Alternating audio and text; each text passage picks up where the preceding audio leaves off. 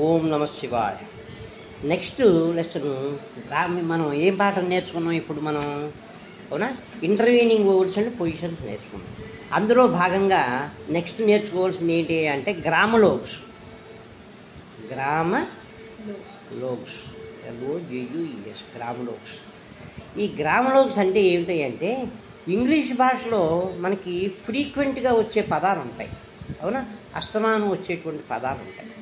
అస్తమానం వచ్చేటువంటివి ఏముంటాయి? ఆర్టికల్స్, ప్రీపోజిషన్స్ ఇలాంటివి ఉంటాయి. అంటే ఏ ఆర్టికల్స్ ఏమిటివి? ఏ అండ్ ది ఎక్కువగా వస్తూ ఉంటుంది. అలాగే ప్రీపోజిషన్స్ వస్తూ ఉంటాయి. ఇలాంటివి అస్తమానం వస్తూ ఉంటాయి కదా. ఇలాంటివి వచ్చేటువంటి వాటిని అస్తమానం పూర్తిగా రాయడం అంటే సాధ్యం కాదు. వాటికి ఏం చేస్తారంటే షార్ట్ హ్యాండ్లో రాసేటప్పుడు కొన్ని గుర్తుల ద్వారా వాటిని గుర్తిస్తాం మనం.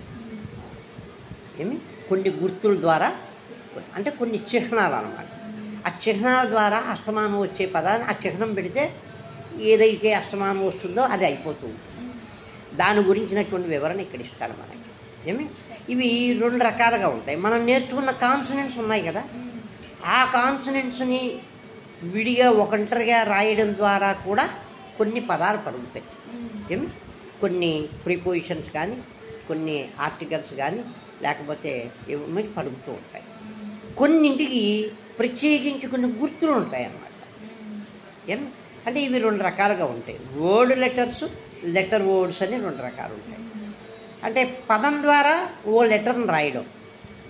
అంటే మనం కాన్సనెంట్స్ నేర్చుకున్నాం కదా, లెటర్స్ నేర్చుకున్నాం కదా, PBTD అని నేర్చుకున్న ద్వారా వాటిని మనం ఒక వర్డ్ ద్వారా వాటిని సూచించడం. అలాగే లెటర్ వర్డ్ అంటే ఒక లెటర్ ద్వారా వర్డ్ని రాయడం. ఇవి రెండు రకాలుగా ఉంటాయి. వీటి గ్రామలోగ్స్ అని కానీ లేకపోతే లోగోగ్రామ్స్ అని కానీ అంటారు.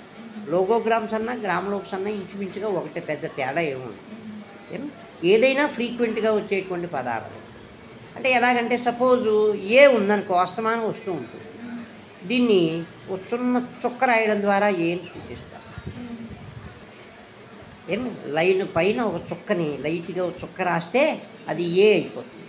దీన్నే లైన్ మీద రాసామనుకో అదే చుక్కని ది అవుతుంది. ఈ రకంగా మనం వ్రాయవచ్చు. అంటే వర్డ్ లెటర్స్, ఒక వర్డ్ ద్వారా ఒక రూపాన్ని ఏర్పాటు చేయడం, ఒక చిహ్నాన్ని ఏర్పాటు చేయడం. దట్ ఈస్ కాల్డ్ లోగోగ్రామ్స్ అంటారు అన్నమాట. దాన్ని వీటి టోటల్గా అన్నింటినీ కలిపి గ్రామలోగ్స్ అంటారు. అలాగే అస్తమానం ఇంకా ఏమొస్తూ ఉంటాయి మనకి, ఆఫ్ అనేటువంటిది వస్తూ ఉంటుంది. అదిగో ఆఫ్. ఇది పైన రాసాం కదా, యాన్కు కూడా అదే. ఏ కానీ యాన్ కానీ ఏదైనప్పటికీ కూడా లైన్ పైన చుక్క రాస్తే ఏ ఎలాంటి యాన్ అవుతుంది. ది అనేటువంటి దాన్ని లైన్ మీద రాస్తే ఒక చుక్క అవుతుంది. ఆఫ్ రాయాలనుకో ఒక చిన్న గీత అన్నమాట. ముందు వర్డ్ రాస్తున్నాం, తర్వాత గుర్తుని నేర్చుకుంటున్నాం. దీన్నే వర్డ్ లెటర్స్ అంటారు అన్నమాట. ఆఫ్ లైన్ పైన ఒక చిన్న గీత, ఇది పెరగకూడదు. మళ్ళీ పెరిగితే మళ్ళీ కాన్సనెంట్ అయిపోతుంది. అందుకని చిన్నగా రాయాలి ఆఫ్. ఇది లైట్గా రాయాలి. దీన్ని థిక్గా రాస్తే ఆల్ అవుతుంది.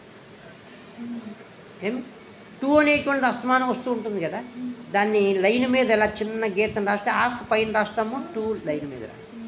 దీన్ని థిక్గా రాస్తే టూ అని కానీ TWO2 కానీ అవుతుంది. ఈ రకంగా ఇవి గ్రామలోగ్స్. అలాగే ఇంకా మనం నేర్చుకున్నటువంటి లెటర్ వర్డ్స్ అంటే మనం కాన్సనెంట్స్ నేర్చుకున్నాం కదా, వాటిని విడిగా రాయడం ద్వారా కూడా కొన్ని పదాలు అనేటువంటివి వస్తూ ఉంటాయి. వాటిని లెటర్ వర్డ్స్ అంటారు. దాన్నైనా గ్రామలోగ్స్ అనే అంటారు.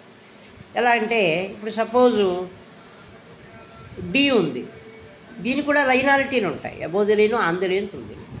ఎబోదిలీన్లో రాస్తే ఓ పదం పలుకుతుంది, ఆందోళన మీద రాస్తే ఒకటి, తులుదిలీన్ రాస్తే ఒకటి. డి ఎబోదిలీన్లో రాసాం సపోజ్, మనకి రాస్తే హ్యాడ్ అని పలుకుతుంది.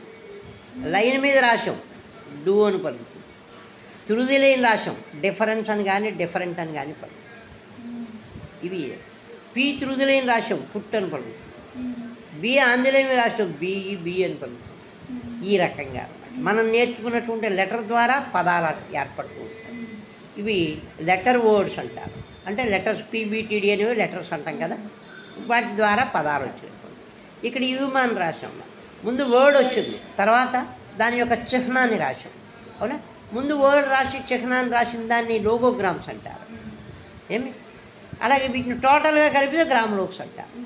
అది అంటే ఫ్రీక్వెంట్గా అక్కరయ్యేటువంటి ఇంగ్లీష్ భాషలో మనకి ఏమవుతుందంటే ఫ్రీక్వెంట్గా వచ్చేటువంటి పదాలని రిప్రజెంట్ చేయడానికి మనం కొన్ని చిహ్నాలు కానీ కొన్ని లెటర్స్ని కానీ వాడతాం. దాన్ని గ్రామ్లోక్స్ లేదా లోగోగ్రామ్స్ అని అంటారు. అది ఇకపోతే నెక్స్ట్ స్టెప్కి వచ్చేప్పటికి పంక్చుయేషన్ అని ఉంటుంది. పంక్చుయేషన్ తెలుసు కదా, ఇంగ్లీష్ భాషలో పంక్చుయేషన్ అనేటువంటిది నేర్చుకున్నాం. ఏమిటవి? చిహ్నాలు. అవునా? ఇంగ్లీష్ భాషలో వచ్చేటువంటి చిహ్నాలు, ప్రశ్నార్థకాలు కానీ ఆశ్చర్యార్థకాలు కానీ వాటి చిహ్నాలు. ఒక షార్ట్ హ్యాండ్లో కూడా నేర్చుకోవాలి కాబట్టి ఎలా ఉంటాయి అనేటువంటి దాన్ని మొట్టమొదటిగా వచ్చేటువంటిది ఫుల్ స్టాప్. అవునా? ఫుల్ స్టాప్ అనేటువంటి దాన్ని మామూలుగా ఇంగ్లీష్లో ఇలా రాస్తాం. ఇప్పుడు ఇదిలా రాస్తే పైన చెప్పాం ది అయిపోతుంది కదా. అందుకని ఫుల్ స్టాప్ని చిన్న ఇంటూ మార్క్లో పెట్టుకోవాలి, చిన్న క్రాస్ మార్క్ ఫుల్ స్టాప్. ఏమి? పైన గీత గీసి ఇచ్చింది అలా ఇంటూ పెడితే ఇది ఆశ్చర్యార్థకం. ఇలా రాస్తే క్వశ్చన్ మార్క్. ఏమి? ఇలా అంటే నెక్స్ట్ పేరా అని అర్థం. ఓ పదం ఏదైనా ఇలా రాసి కింద 2 గీతలు ఇలా గీస్తే మొదటి అక్షరం క్యాపిటల్ అని అర్థం. ఇదివరకు 1-2 వస్తే మనం చెప్పుకున్నాం అక్కడ. మొదటి అక్షరం క్యాపిటల్ అర్థం. చిన్న గీతలు 2 ఎలా అంటే మొదటి అక్షరం క్యాపిటల్ అన్న. ఈ రకంగా పంక్చుయేషన్ అనేటువంటిది మనకి కనిపిస్తుంది. ఈ లెసన్ నుంచి ప్రతి లెసన్లోనూ కూడా ఈ గ్రామ్లోక్స్ వస్తూ ఉంటాయి. ఎక్సర్సైజుల తర్వాత ఎక్కడో అక్కడ వాడు ఇస్తాడు మనకి.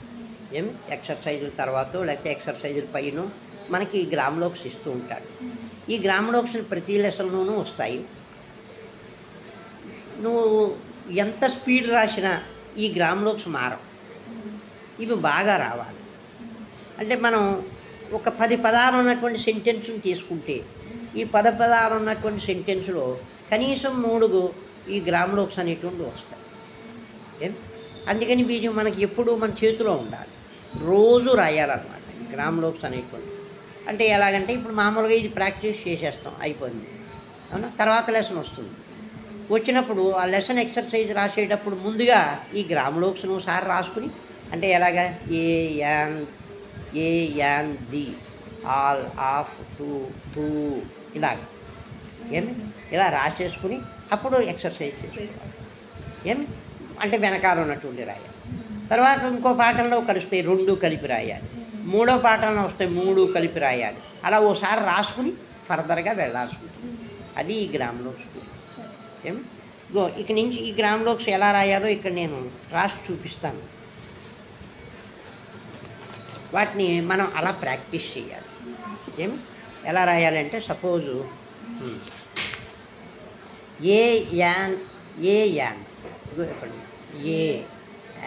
అలాగే ఏ యాన్ ది 3 కలిపి ఏ యాన్ ది లైట్గానే అర్థమైందా? అలాగే ఆల్ రాయాలి. ఆల్ కాదు, ఆల్ థిక్గా రాయాలి ఇలా. ఏమి?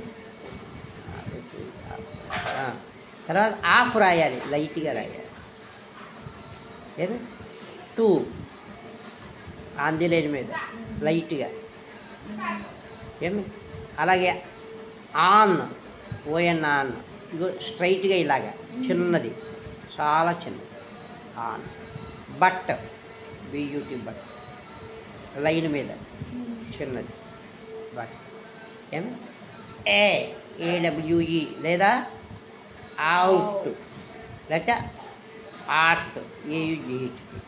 దీన్ని ఇలా డౌన్ పైనుంచి కిందకి రాయాలి. అలాగే హూ దాన్నే లైన్ మీద రాస్తే హూ అవుతుంది, లైట్గానే ఇవన్నీ హూ అలా రాసుకోవాలి. అలాగే ఇక్కడేమోను అండ్ కింద నుంచి పైకి ఇలా షుడ్ కింద నుంచి పైకి లైన్ మీద ఇలా రాసుకోవాలి. ఇలా రాయాల్సి ఉంటుంది. ఇక్కడ ఉంటాయి. కింద డౌన్ అంటే పైనుంచి కిందకి రాయమని, అప్ అంటే కింద నుంచి పైకి రాయమని. ఇక్కడ లైట్ తిప్పు ఆల్ అనేటువంటిది ఒకటి తిక్కుగా రాయాలి. తర్వాత ఏమోను టూ అనేటువంటిది ఒకటి తిక్కుగా రాయాలి. మిగిలినవన్నీ లైటే, అది రాయదు. ఓం నమ శివాయ. That is the lesson of grammalogues and grammalogues lesson. That's all. ఓం నమ శివాయ.